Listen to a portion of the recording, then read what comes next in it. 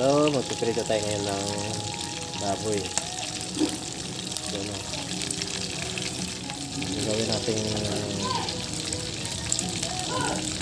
pulutan. Yan o, pulutan yan mga kaibigan. So, ngayon yan, makikita natin yung gagawin natin yung isang uri style ng kakaibang style na gawa sa uri ng baboy. Gagawin natin masarap. Okay.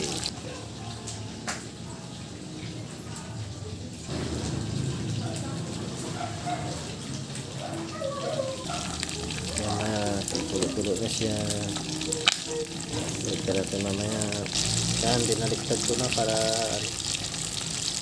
alternate tayo yung hindi masyadong sunog. Na, brownie na siya. Brownie.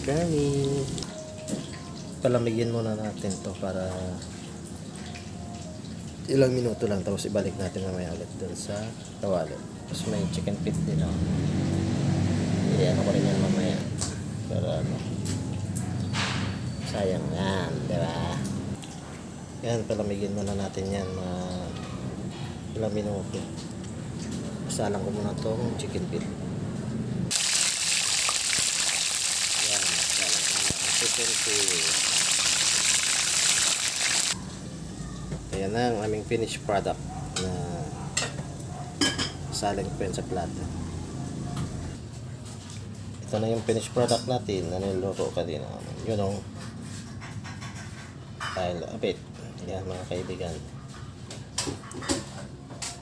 Comment below kung taga saan kayo para mabigay ko sa inyo yung scouting gawa. Ayan siya. Ayan siya. Lunch mo na yan. Ayan. Ayan ang ulit. Kanangalit ang bebe.